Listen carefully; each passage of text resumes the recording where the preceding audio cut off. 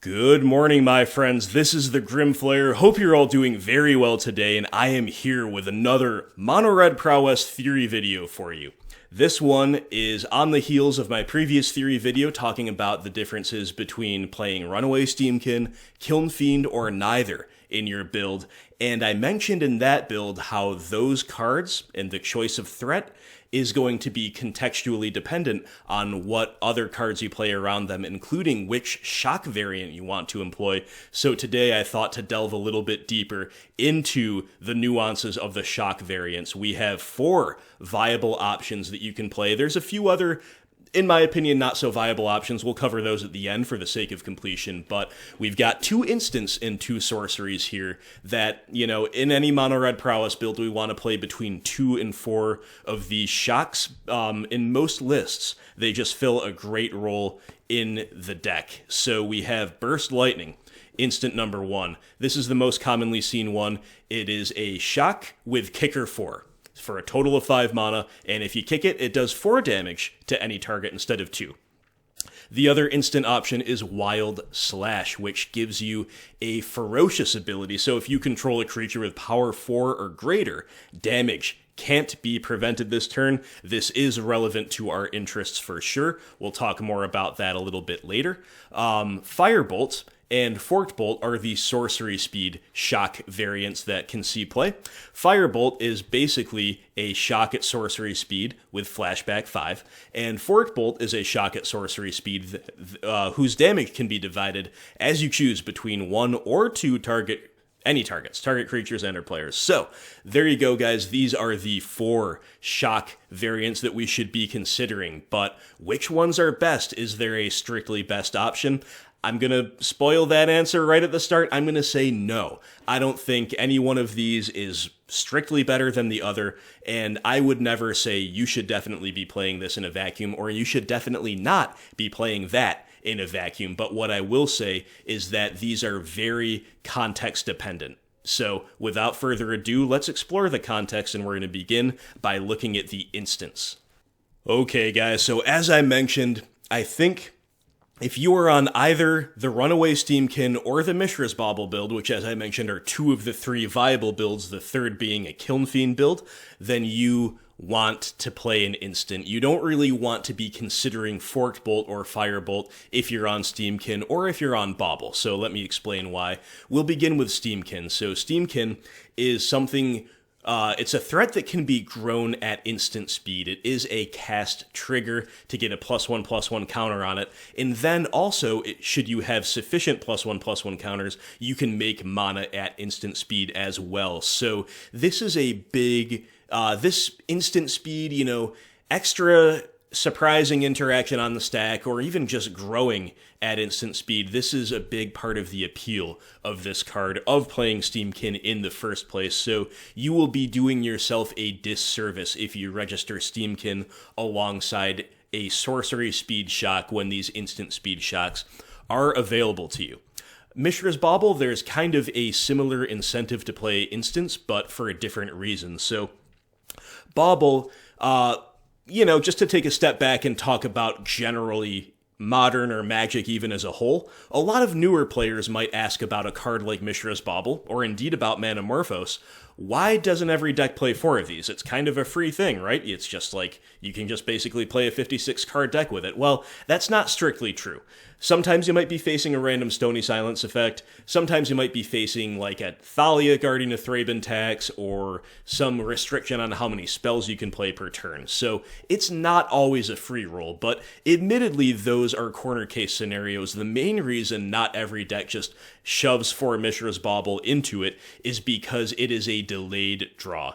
You tap it, you crack it, you look at the top card of the library, and then you draw a card at the beginning of the next turn's upkeep with Bauble. So, if you're in top deck mode, and you're looking for lethal, say the opponent's just at 1 or 2 life, you just have to draw a burn spell to kill them. Obviously, you want to do that as soon as possible, and you're hellbent, you top deck a Bauble. Well, it's better than a brick, but it's worse than action because it is delayed. So what you have to do in that situation, maybe if you're against a discard deck, this incentive changes a little bit, but almost always you crack it on your turn and you will be drawing on the opponent's upkeep. And you don't want to draw a Forked Bolt or a Firebolt when you're looking for lethal on your opponent's upkeep. You want to draw one of these cards. You want to draw Burst Lightning or Wild Slash. So Bauble and Steamkin both give you generically the incentive to play an instant in this shock slot. But which one should be played alongside which threat? Well, in my opinion, it's kind of how the pairings are lining up on the screen. Runaway Steamkin is a mana producer, and Burst Lightning, it's always a fine card to play, and the kicker actually does come up even leaving Steamkin out of it more than you would probably assume for our 18 card deck, or excuse me, our 18 land deck, simply because we see so many cards. We churn through our deck. We do make that 5th land drop a non-zero mana at the time, for sure. So Steamkin, though, really takes that to the next level. Steamkin is a mana producer. Steamkin makes kicking Burst Lightning very, very realistic relative to other Prowess builds. So I think that if you are on Runaway Steamkin, Burst Lightning is probably better overall than Wild Slash, because Wild Slash is narrower, and Burst Lightning, yeah, we want that 4 damage for sure. Definitely a really, really nice inclusion alongside the Steamkin. But is there room for Wild Slash? Should we also be playing Burst Lightning alongside a 4 Mishra's Bauble, 4 Bedlam Reveler build without any 2-drop threats? I think that there is space for Wild Slash. Now, I don't think Burst Lightning is terrible in those builds, again, as long as you've got an instant shock variant there in the Bauble build, you should be fine. But Wild Slash, this ferocious ability, as I mentioned, it is very relevant to our interest. And in fact, I've got a little bit of gameplay footage to demonstrate exactly what I mean. Okay, guys, so I did actually acquire my Mishra's Baubles last night. Very, very exciting. I was kind of waiting for them to come down on MTGO. They aren't going to, as far as I can tell, so I just bit the bullet and bought them. Kind of feels bad, but kind of feels really good, too. It's sweet to have these around. So the next time I play for you on the channel, it is going to be live recorded, and it is going to be with the Bauble list. So very exciting times ahead, but of course I had to get a few smacks in the tournament practice lobby before I went to bed. Couldn't let the Baubles go unplayed now that I have them, right? So the context here is that it's game 2. I'm against Mono White Soul Sisters, and I won game 1. Not a very common archetype, admittedly, but one who that obviously lines up really well against us in a lot of different ways. But the big secret and the big strength of Mono-Red Prowess is we can beat even the most serious hate cards, and we can beat them soundly. So that's what we're going to try to do here. Opponent, again, we won game 1, so they're on the play. They mull to 6, they go Plains Pass. Not a very good start, but it gets a lot scarier, trust me. So we're going to go Swifty, and we get the Swifty Bauble value. Nice start. And we see Crash through off of our Bauble. But then, here's one of the hate cards that we really need an out to at least some of the time. As long as they have a good progression around it, it's a tough card to beat. One of the ways we can beat this card is to actually trample over it with Crash Through, put together a really big turn. But, if they've got a turn 2 on the play and they've got other stuff backing it up, make no mistake, it is a tough one to beat. So, Auric Champion, you hate to see it, but we'll begin with a Crash Through, and we draw Light Up the Stage. That is a nice draw. We are getting the value here of just being able to connect for a point of damage, but we also enable Spectacle here. We light up, and we have another land, another Crash Through. This is all fine. So, in the face of a pretty serious hate card, we're doing a little bit of work, but then they go Windbrisk into another one. All right, this is getting a little bit absurd.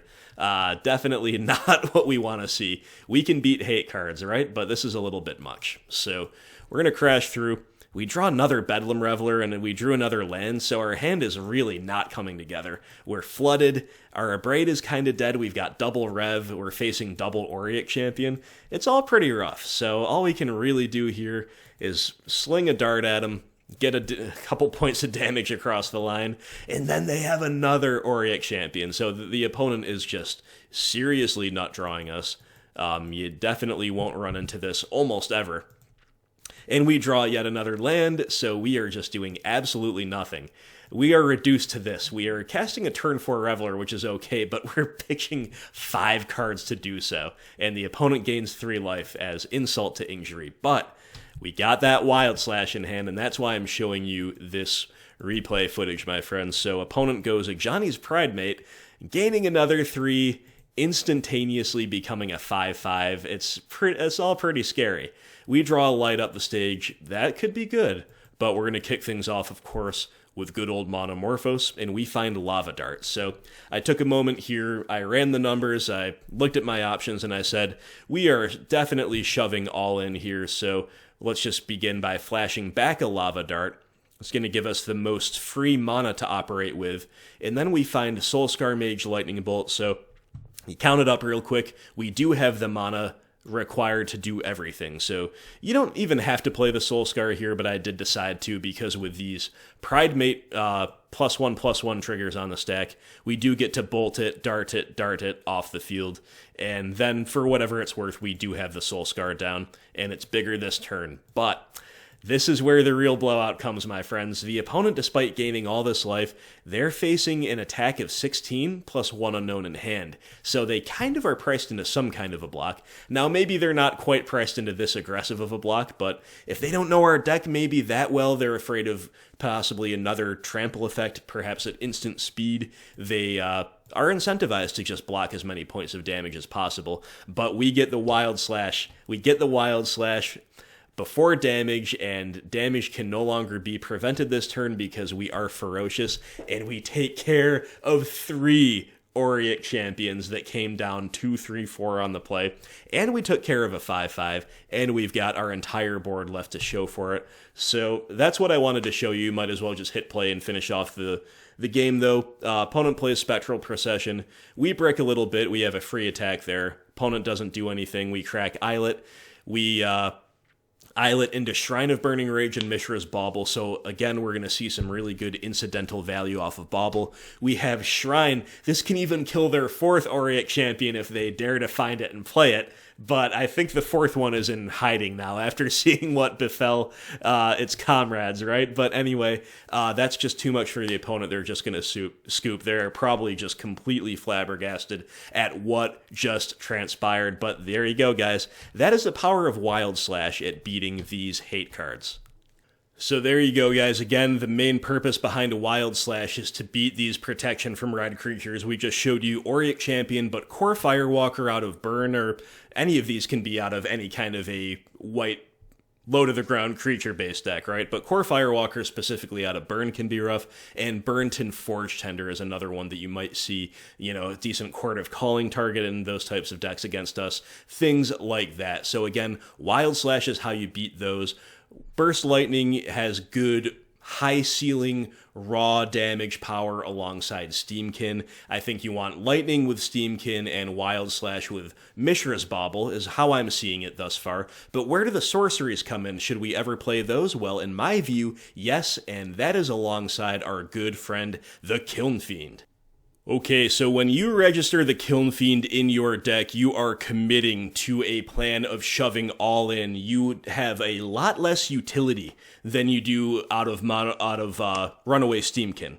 And you have less grinding power and more vulnerability to removal compared to the Mishra's Bauble build with full 4 Bedlam Reveler. But what Kiln Fiend gives you is a higher incidence of turn 3 goldfishing, specifically when you do literal anything turn 1, Kiln Fiend turn 2, and then have a nutty turn 3. The opponent, if they don't have removal, they're going to be dead a lot of the time, right? A lot of the time. So for that reason, you are already committing to a more all-in game plan, and therefore you do not necessarily need to play these instants because you know exactly what you're trying to do and your opponent knows exactly what you're trying to do. So you can afford to play things at sorcery speed without needing the trickery so much, and the sorcery cards do offer more raw power in some cases than their instant speed competitors. So we're going to talk about Firebolt first. Firebolt offers probably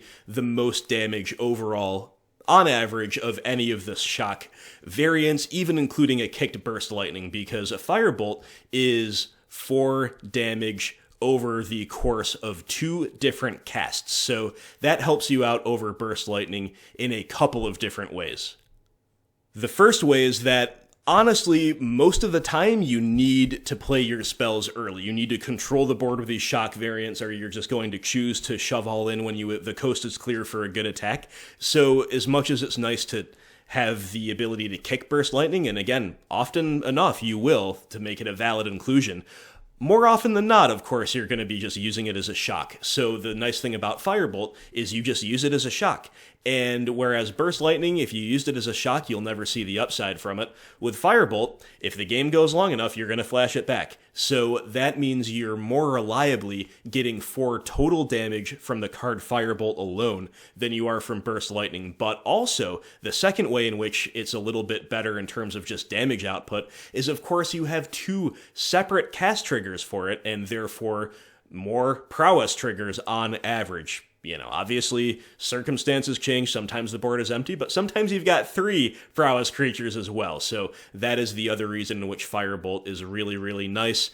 In terms of raw damage output, finally, if you are in an attrition-based matchup, if the opponent is casting discard spells or permission, or they're doing things like +1ing a Liliana of the Veil, Firebolt is an acceptable thing to run into those effects or to lose to those effects compared to these other alternatives, again, just because you can get value out of the back end in the graveyard.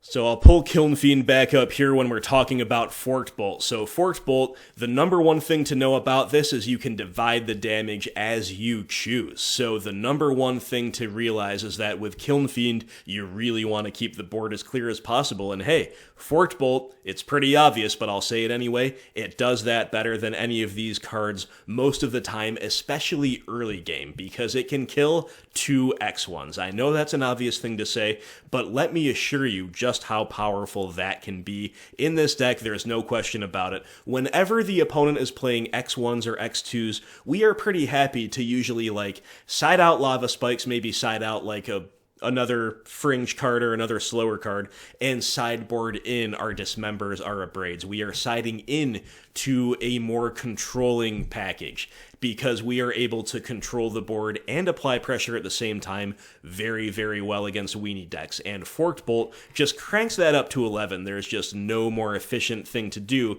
than to spend 1 mana, kill 2 creatures, and get Prowess triggers or Kiln Fiend triggers along the way. Beyond that, Forked Bolt is just maximum damage efficiency. Let's say they only have 1 creature you need to kill, and literally no matter what the circumstances are, it is just more efficient to Forked Bolt the Noble Hierarch or whatever for 1, and then go 1 upstairs to the opponent. We are a deck that's trying to get them down from 20 to 0, so every point of damage does matter. In that sense, even if nothing else is going on, Forked Bolt is more efficient at both controlling the board and advancing the clock than its competitors. But it gets even better, my friend. So let's say you're on the play and you've got a strong hand, but one that does everything except have an early threat. You've got some burn, you've got a light up the stage, maybe a Monomorphose, maybe you're working toward a Bedlam Reveler as well. And it's a keep, but you just kind of can't put the early pressure down, and therefore could see yourself kind of having less efficient turns early on in the game slipping away. But you say Mountain, go, the opponent says Noble Hierarch, go, and then you get to have such an efficient turn 2, it's unbelievable. You Forked Bolt the Noble Hierarch for 1, you Forked Bolt the opponent for 1, which we've already established is a very, very good use of a 1 mana shock, but you also enable Spectacle for light up the stage. Then you're seeing 2 extra cards, you're having a maximum efficient turn 2, and you're setting yourself up to find that early threat or to get more action, get to that Bedlam Reveler early. Worst case scenario, you get a couple lands and you get a couple bad top decks out of the way. You get to play one, you lose the other. That's fine too. We're all progressing toward the payoff or finding what we actually need to find, and Forked Bolt is arguably the best shock variant for enabling that, because again, you don't have to choose between do we control the board or do we enable light up the stage. Against a Monodork on turn 1, if we're on the play with Forked Bolt, you get to do both.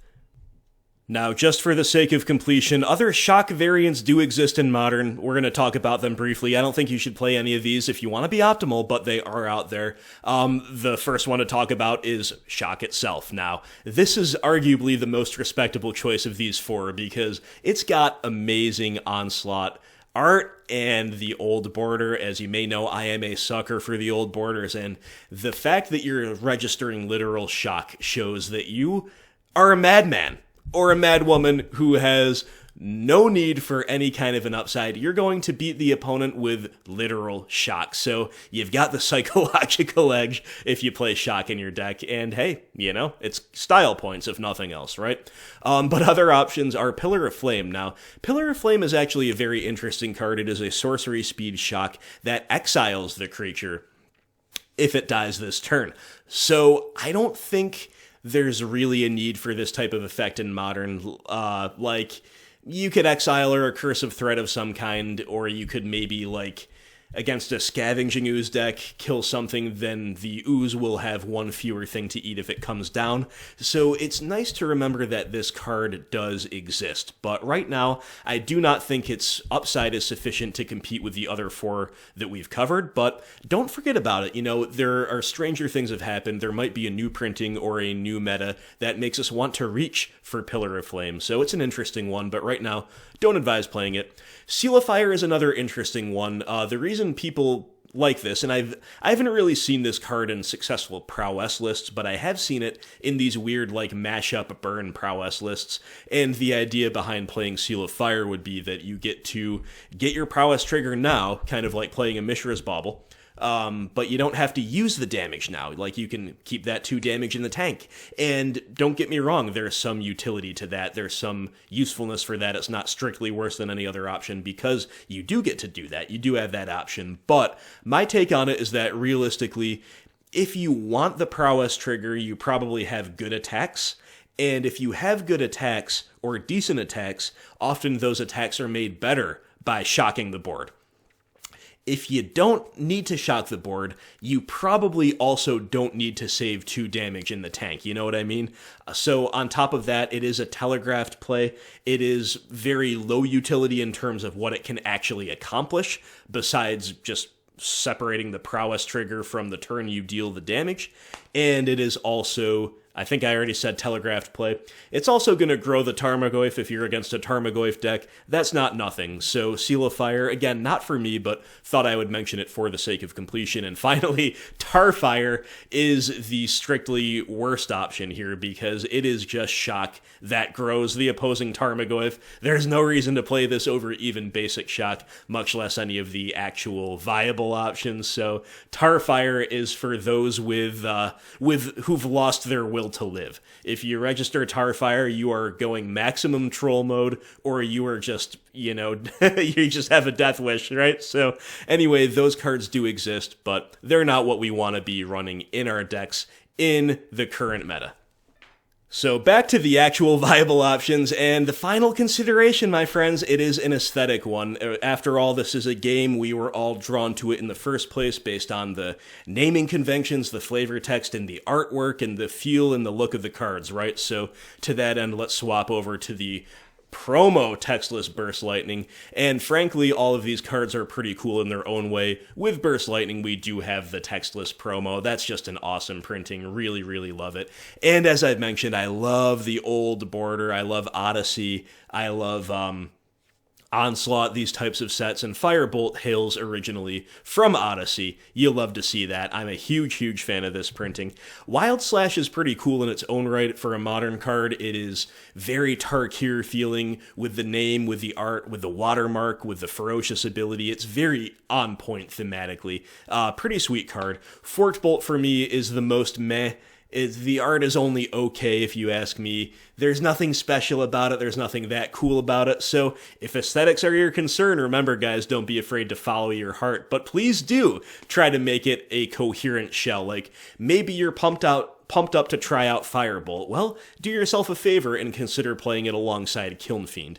Maybe you think Burst Lightning promo textless is calling your name. Well, you know, maybe you want to take the chance to test Runaway Steamkin alongside it if you have not already done so. So in my opinion, the decision here, there's not really a strictly right or wrong one, but it is important to establish why you're choosing which one and for what reasons and in what context. So there you go, guys. You want to add anything, please do hit up the comment section and have your say. I would love to hear from you, but that is basically my take on the shock variants in Mono-Red Prowess. As I mentioned, I'll be playing live for you on the channel soon with the Bauble build and with a couple wild slashes in there. We're probably going to play Ryan Overturf's 60 with a couple sideboard changes. I think that's looking pretty good to me. So please do subscribe to the channel. Give me a thumbs up if you like this content. Please consider chipping in a few bucks on Patreon if you are enjoying this content. I'm a working father. I really have to carve out time to do this type of thing for you, and the more support I get, the more I can justify doing so. Otherwise, word of mouth, comments for the algorithm, thumbs up, all the good stuff. You guys know I appreciate everybody doing that. You can also check out my sponsor in the description, Brian Palmer, art.com, 10% off using the discount code GrimFlareMTG. So thanks to anybody helping out the content, and I will talk to you soon. Hope everybody out there has a wonderful day.